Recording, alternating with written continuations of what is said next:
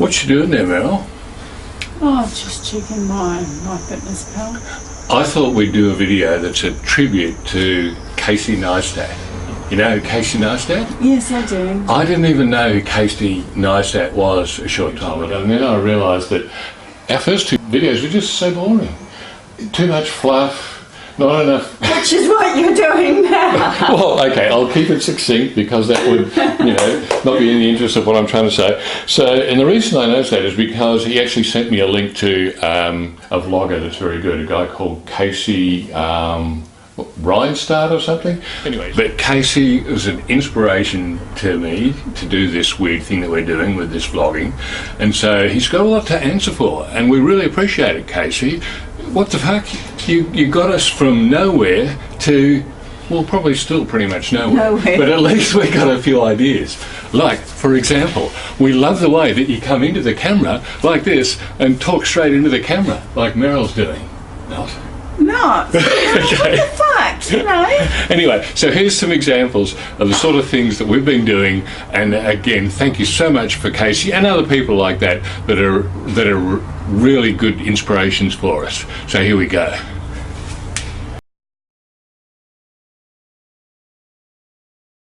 You're reading. You love to read, don't you? Yes. Right. So, tell the viewer what is that? What kind of device is that? It's a Kindle Paperwhite. Right. Now, what do you think of Kindle Paperwhites? You've had some interesting experiences with them, haven't you? This is my seventh one because they keep fucking up on me, and Because you thrash them to death. yeah, I read 8-10 hours a day some days. I read in the bath so they get steamy, and after a while It's not they just just the bath don't that work. gets steamy. Tell the viewer what your favourite genre of reading is. I read porn. Porn, okay. Supernatural, paranormal, porn. Okay, I might have called it erotic literature, female erotica or something, but No, it's call a porn. spade a spade. It's porn. Okay, and you read so much porn that you've thrashed the crap out of 7 Kindles, e-readers. and they've only replaced 4 of them, so I've had to buy 3 on my own.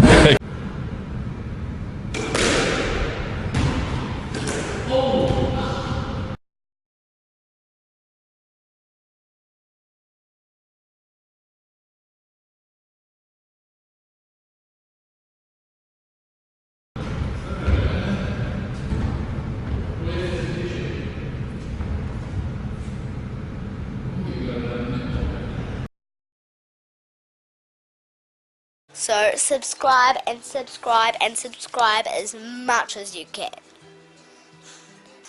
And always watch Cranky Boomers Just Hang Out. And smash the like button if you like it. And all of my videos. Bye guys!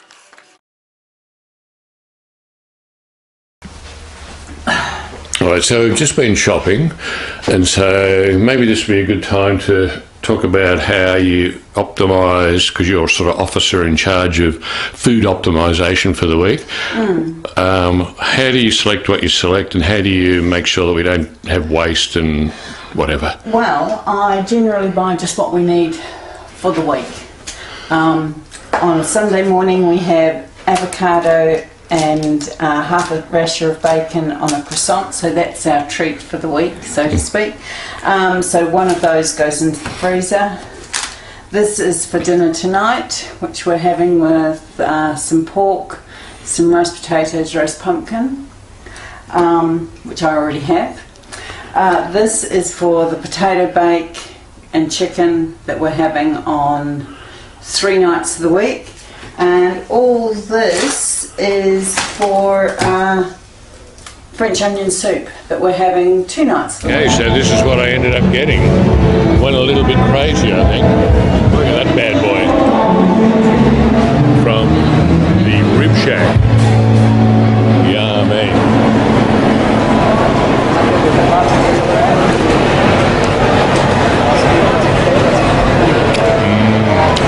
Beautiful. So good. How am I going to eat all that? Doggy bag, I guess. I think Mel might be in the middle of organising our daily supplement routine. This is the gear that we take after all the good food that she organises to keep us to, I don't know, 120 or something. So let's have a look at what this is all about.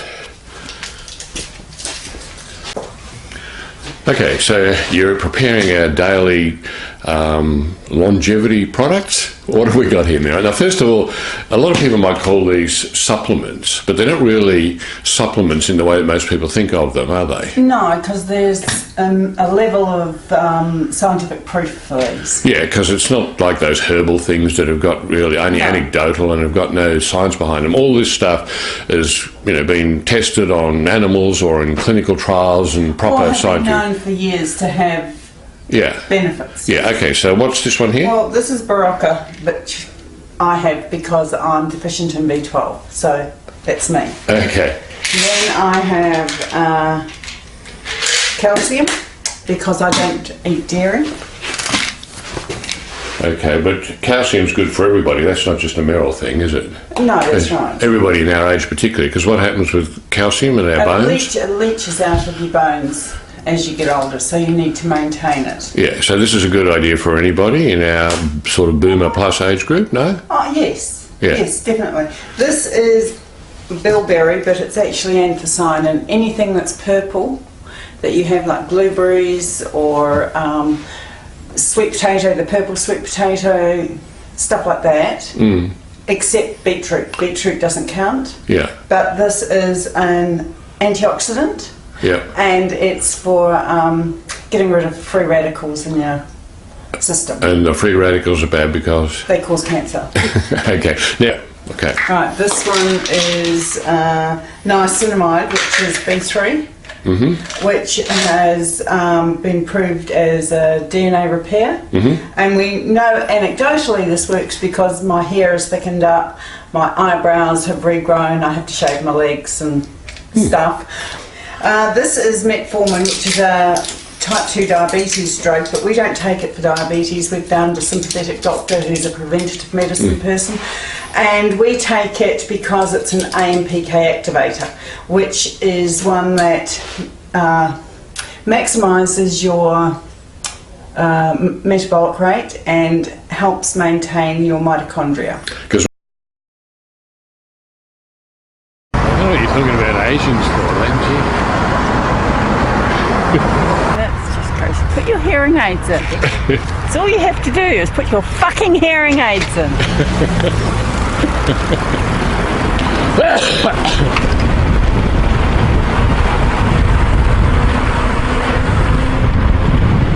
Today's a very special day for Merrill. Merrill's very excited. You're excited, Merrill? I am. And don't spoil the surprise yet, but basically the reason that Merrill's excited is because I bought her a ring. Now, we've been together, how long have we been together? 15 years or something? Oh, long time. 16 years, and this is the first time I've bought you a ring. Actually, we did buy that ring together in, what was it, Santorini or somewhere? We bought that, or was Athens. Athens, or was it Cairo, in the market in Cairo, which we shared. We went half and half. That's right. So we went half and half on a ring. But this is the first time I've actually bought her a ring on my own, and she's about to see it for the first time now. So that's a very loving gesture. It's a, so why do you reckon it's catch there and not a catch there? I don't know. Just get on. Could you just get on with it? I've got shit to do. Squat. No, don't catch it. Why not? No, it's a downward force that would hurt you if you got in the wrong spot.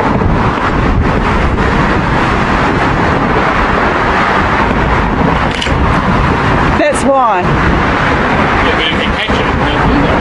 Oh, fuck me. Just listen.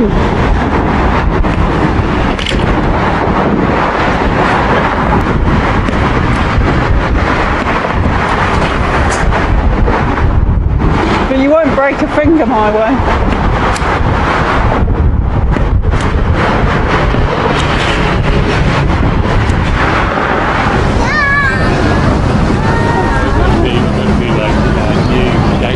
Father, come here.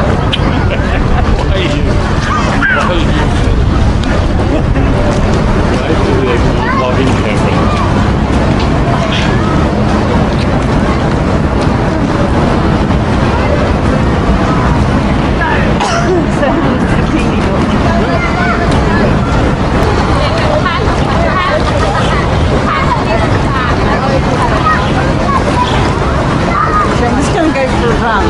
had a pee in the pool yet? No, you better not either.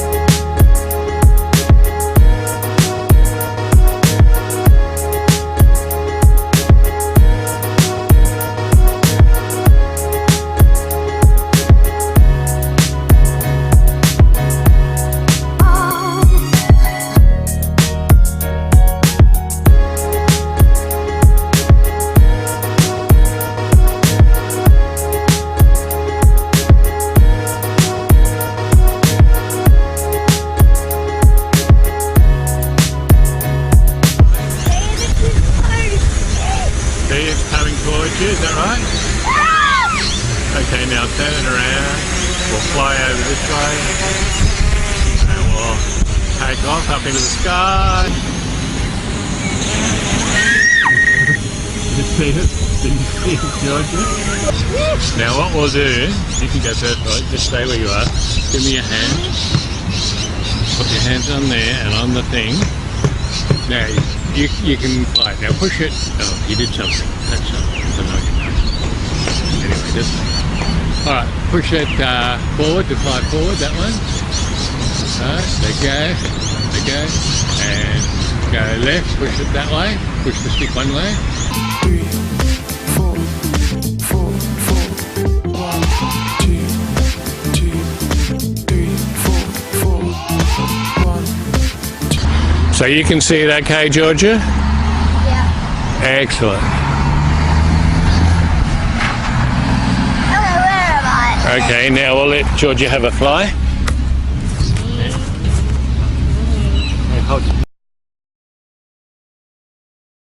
Because if you think about it, where are the undies going to go? Like, what are you laughing at, Meryl? I'm being practical here. What? No, I'm just saying, if you cut the top off the undies and you've still got them on, they're not going to. How are they going to go anywhere? They can't go anywhere unless that's the only thing you're wearing. So that would have still been perfectly serviceable. You're wearing undies at all. Well, whatever the point of you wearing undies is, they're still going to sit in that spot. They're not, because they're baggy and they'll slide down. What are you? Yeah, but they can't slide down because you've got the crutch of the pants that you're wearing over the top, holding it in place. What's the point? No, I'm just saying, I wasted a good pair of, well, they weren't actually a good pair of undies. Oh, Meryl. Anyway, it's only like $1.50, because, as I say, I think it was a 7-pack for $7.50. Oh my god, they're so funny! I can probably still get them out of the bin. They're probably still in the bin. Okay. Well, what about of all the people in your house, who's got the worst parts? Me. Oh, You? Georgia has the worst part. What, worst sounding or the worst smelling? Worst. Oh, Georgia's the loudest. A what? The loudest. Georgia's are the loudest, and she does them more often. I don't know that I believe that, Ollie. I think everybody finds Well, a lot. I think Georgia deserves the right of reply. What do you think about that, Georgia? Who do you think's got the worst part? Simba! Well, it sounds like a he said, she said situation here. Anyway, mine are pretty small, but you can really smell them. And Georgia's like really loud, but you can barely smell them. Simba is cute, quiet, but really deadly. As long as you get somebody like to say pull your finger, otherwise it's rude. If you fart without somebody pulling your finger, that's rude. So somebody gets to be part of the whole incident. Yeah. So if you had like a farting competition at your house, and there's a whole lot of things you have to consider, you know, the smell, the loudness, how Simba often it would is. win. Who would win, do you reckon? Simba. Simba. Oh, You need big beans. Simba would win. okay. Or lose. Yeah. And what about... Oh, Dad. If it was a burping competition, Dad would win. He blames it on us. He always plays the blame game. I can't see how that happens. He always plays the blame game. Like I'm in the car, go like, wait. And then he's like, Oliver, Georgia, Mommy. So what about at our house, Mel? Who do you think would win a farting competition in our... Probably me. I'm deadly all the time. Oh, I was sort of hoping that I might get that prize. But... Oh, sure. Go on. It's the,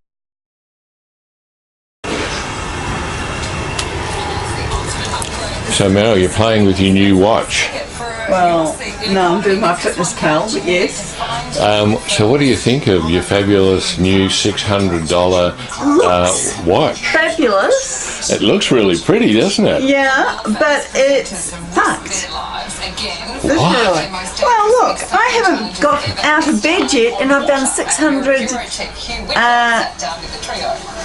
what are they called? Calories. Calories. On my fitness pal. Bullshit.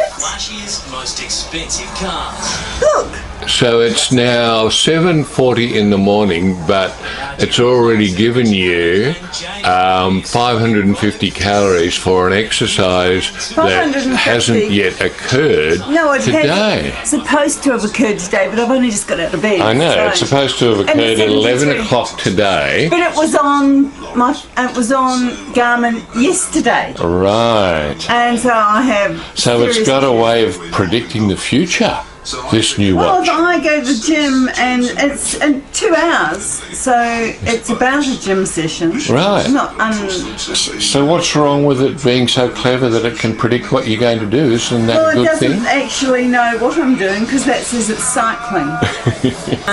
Now, what about Restoration. passing the information through to MyFitnessPal? Oh yeah, no, it doesn't do that. It sends the cycling across, but the squash that we did yesterday, no chance in hell. It just was not there.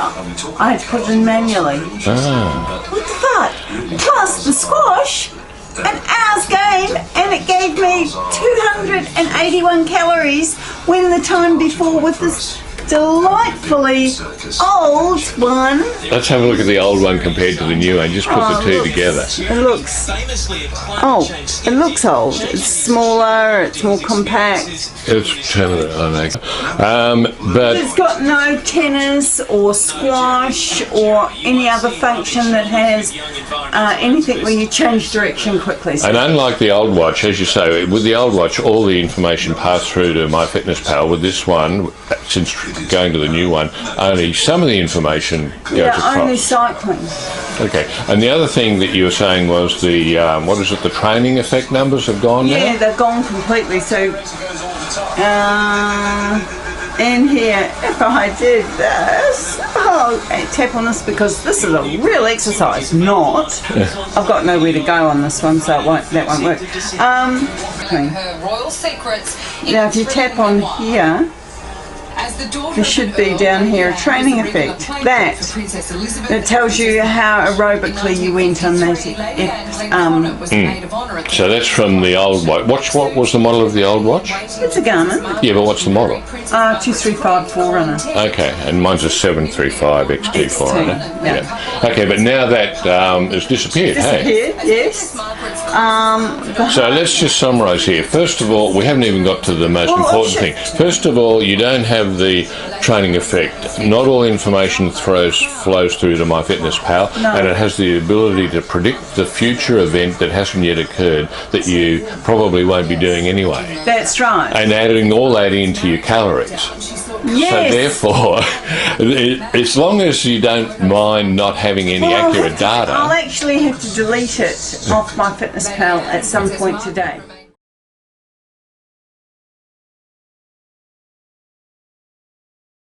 Just thinking about the events of last night, what we were talking about. Okay, so the guy said to me when he accosted me and told me to turn off my camera, he said, vendors have been complaining, not a vendor, but vendors have been complaining about you filming what they're doing and talking to them about their food, and so that's illegal and you're not allowed to do Well, it's that not against the law, it's against their bylaw. or- against their policy there. Yeah. And so there's no filming allowed anywhere here in the place, and that they've been complaining, so I'm going Right. to turn it off right now. And then I said to him, well, okay, what about the people that are sitting around with their smartphones? You know, the mum, dad, the kids, taking pictures, selfies, filming, sitting around having dinner absolutely. with their smartphones. And he said, well, that's sort of, they're not allowed as well, but we haven't had complaints, so we sort of only act when there's complaints. Okay. So what, and I said to him, so what are the reasons do we think that they're complaining? What are they worried about? And he gave us some bullshit. What was his excuse? That their opposition would get their price points and their recipes from them from you filming. What a load of fucking shit is that? Oh my god. They could just go in and buy some of their shit to do that. They don't need to. They've already paid the $250 to get in. And the vendors, surely they already have their stuff set when they go there. So that is a crock of shit. Now, I think your explanation for their motive is much more plausible. Your motive being? What else are they selling that means that they can't be on film? So are they slipping? Are they selling ice? Are they selling marijuana? Are they selling steroids? What else are they selling? Cash, even, not declaring it. Money laundering. Thank you, money laundering. Why? Because you go to a food market at Indooroopilly for the food court. No one there is going to say, "Oh, you can't film that because we are and worried." who wouldn't want their products promoted on a fabulously successful channel like ours? Well, absolutely. Massive exposure, free exposure. You can't buy exposure like that. So why would that be a problem for them? Well, that's my view. That's right. So it's what obviously are they doing illegally, and why are the management of the site doing this so the kickbacks to them are immense? Right. So Mr. Filming Nazi dude that held me up, at the very least, he's an enabler because he's allowing them to do all their bad shit. It makes no sense that the thing where they want friends and family to go, they're going to stop filming. But by him blocking filming and agreeing to their request and everything, he's basically just turning a blind eye to all their bad shit. Or worse, he's actually part of the whole scammy system. Yeah. And as you say, it does not make sense that they would not want a family environment to be filmed. Their reasoning is flawed, and there's a hornet. Their reasoning is flawed. Yeah. So I reckon what we've done here is exposed a scam. Hi, how are you? Hi, American Pie. Made by a real American. Okay. So you wouldn't be able to get something like this anywhere other than America or here? You could get a piece of pumpkin pie at the Smoke over in the valley. It's a nice barbecue joint. Yep. But it's a completely different type of pumpkin pie. As for the rest, I think maybe Costco might sell pumpkin pie, but I've been told it tastes like cardboard.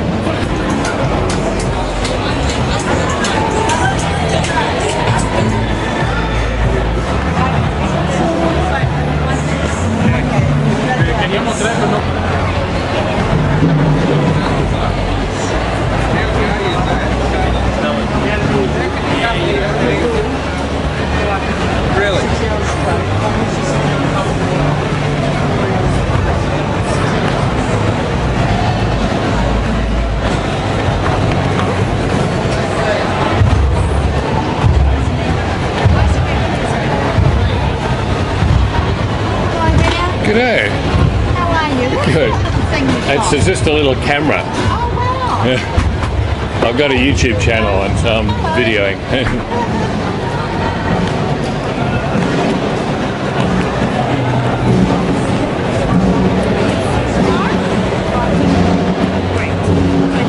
What do you want to call? What do you want to call? I'm on my way. I think you come to bye.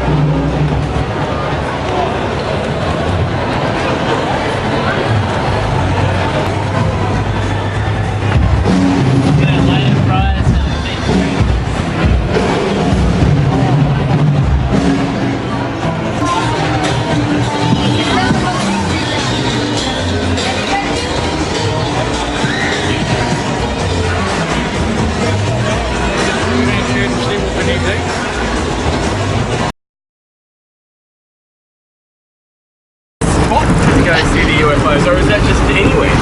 Well, no, it's just this is the best time. My discussion about the UFOs was interrupted and I didn't get to finish the story. But basically, as you might remember, I'm really into UFOs, or I have been for a long time.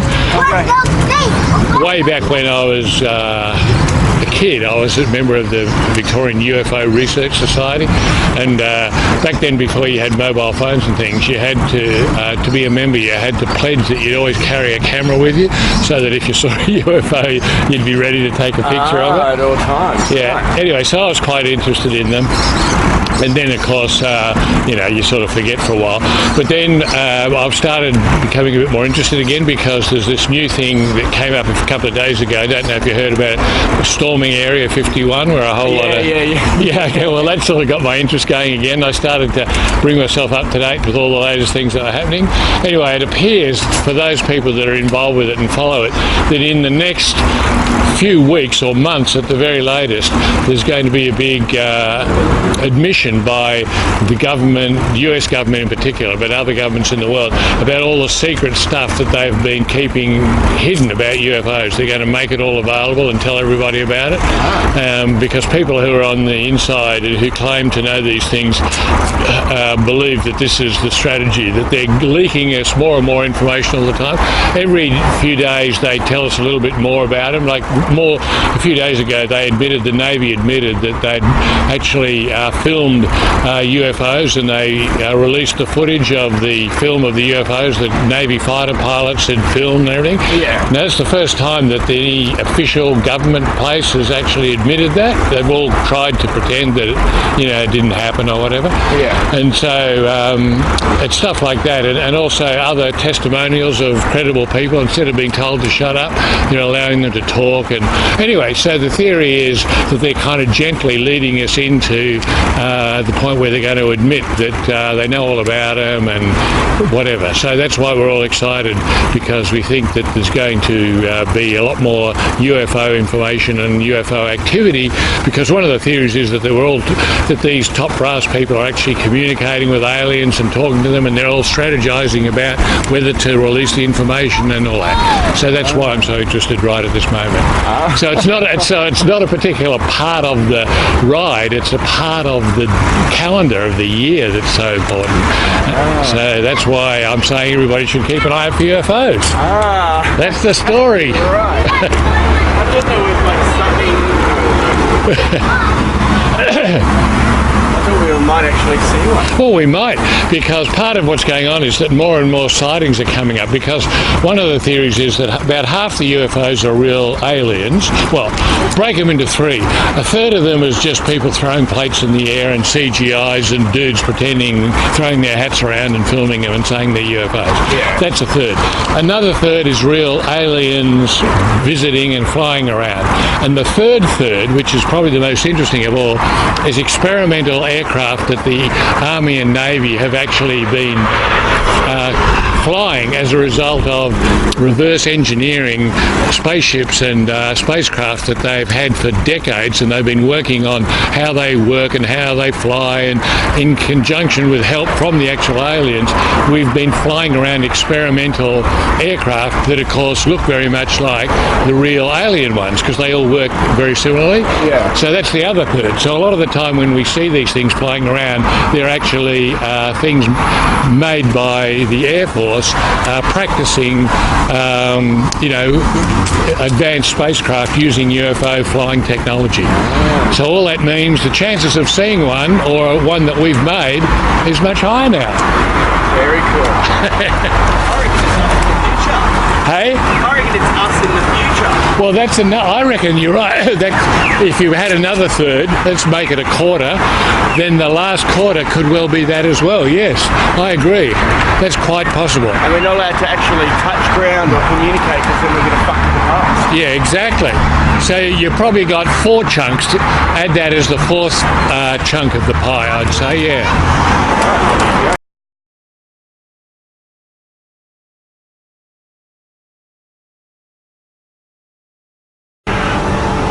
What we're going to have a look at today is a chat with an author, artist and photographer who's living in Denmark. He's just written a book, published a book called In the Blink of an Eye, and I'm in the book. In fact, I'm a big star in the book. which is one of the reasons why I'm so interested in this topic.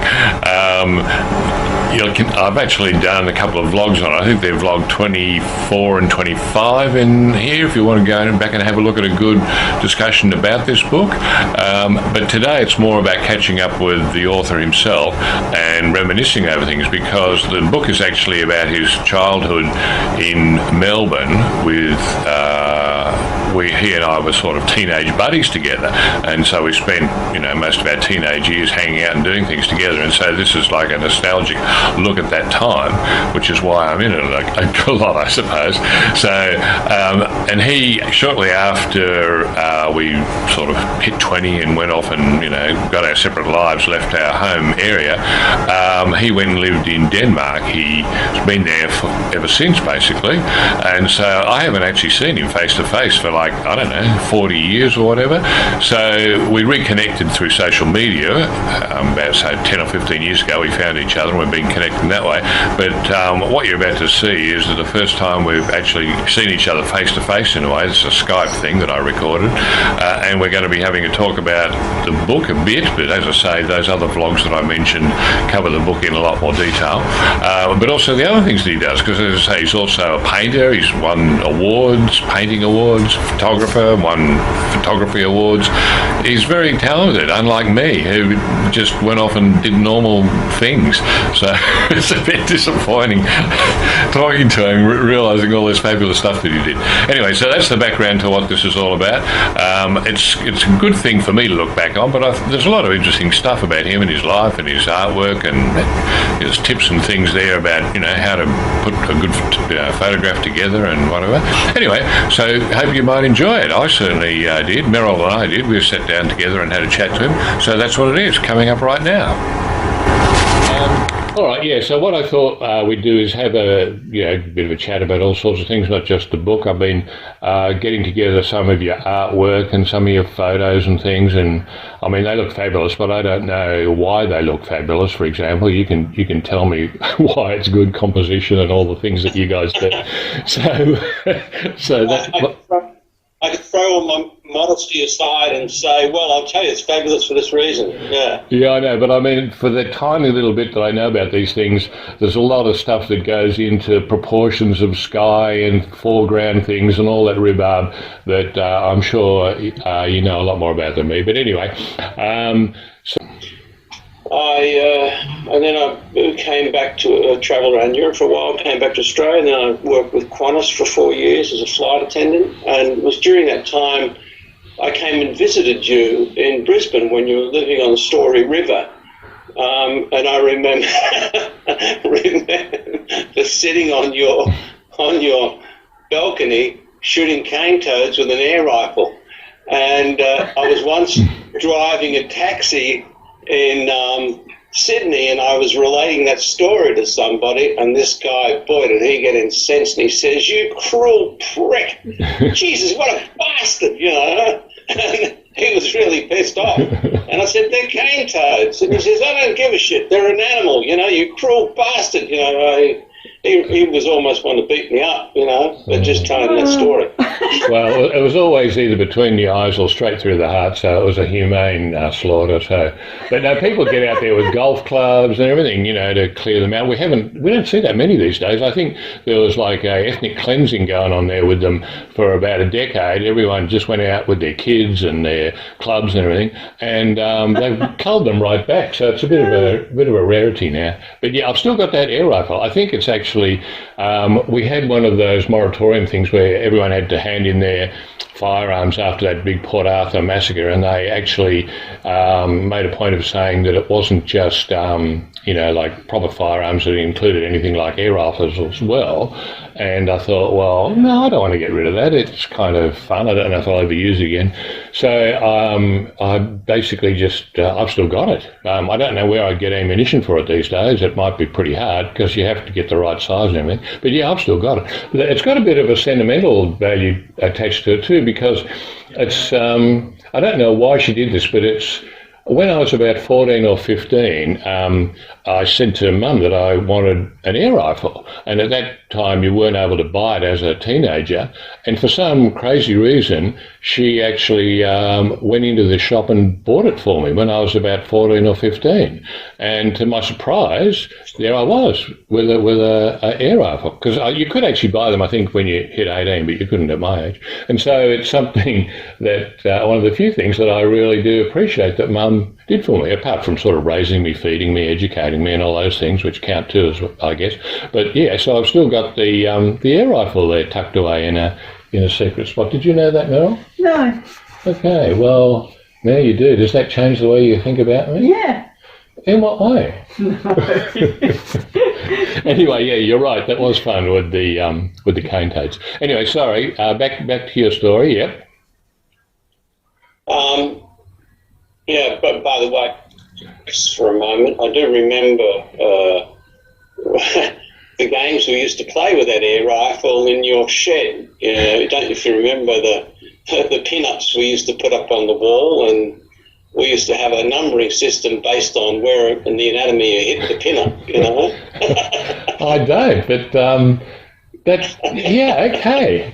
I won't ask her what the numbers related to and the score, but... no, I don't do that. But who was the better shot, do you remember? That I don't remember. But probably you, because you had a lot more practice than me. Well, I probably supplied the pictures because I was pretty big on those kind of pictures in those days, and I had lots to spare, so I probably supplied them. I can't remember. Yeah, you had a fair supply. We also used to use these darts in it. That's what we used to use on them, the little darts that you put in the air gun. They weren't the slugs, they were the actual darts. Remember that? Yeah, that's right. I remember now there was the two types of ammunition. You're quite right. You could have the actual slugs for, you know, rodents, snakes and whatever. Cane toads. And yeah, although we didn't have them in Melbourne, but yeah. And then the darts was, yeah, for just recreational things like what you described. Yeah, I do remember that. It's all coming back to me now, Rob. They were good times with that air rifle, yeah. They never got accepted by a publisher, but in the process of that, I got picked up by a publisher who liked my illustrations to do a children's book for Childerset, a book called I've Been to Africa. Have you ever seen any of that? Or? No. But that's the book there. Oh, wow. And you did the illustrations? And I did all the illustrations for it, yeah. Well, it does look familiar. I don't know whether it's because there's other stuff around that looks similar. One of those is the picture, the cover picture without the text on is on my American website with the artwork. Yeah, but that's I can't see it. Oh yeah, that's it. Yeah. That's great. That was a big thrill to get a book out in the bookshops and all that stuff, you know. So there's all these illustrations of yeah. So no, you're a talented man, Robert. And did you do the copy, the text as well, or is that someone else's work? No, the text was done by a lady called Sylvia Lebalski. But when it comes to the photography then, now here's another example. Here's something that I think looks fabulous, and I'm sure it ticks a whole lot of boxes when it comes to correct, you know, photography, composition, and everything. But I've got no idea why. Now, first of all, tell me what you think about that picture. Is that a picture that you think is particularly good? I certainly do. Well, yeah, I was happy with that. It's actually taken in the winter months, and it's just, I think it was taken in December, and it was taken very close to where we live. It's only 10 kilometres from here, and there's a big lake called Langasu. And I've gone there quite regularly over the years because it's a very photogenic spot, you know. And in fact, I'd probably go there the next lovely sunny day we have, because we've got all the autumn colours at the moment, and it looks stunning in the autumn because there's all these, you know, deciduous trees everywhere. Because I took a photo. It's on my website. There's a picture of a boat with frost all over the front of the boat. I don't know if you've ever seen it. There's a coil of rope in the front of the boat and all this frost there.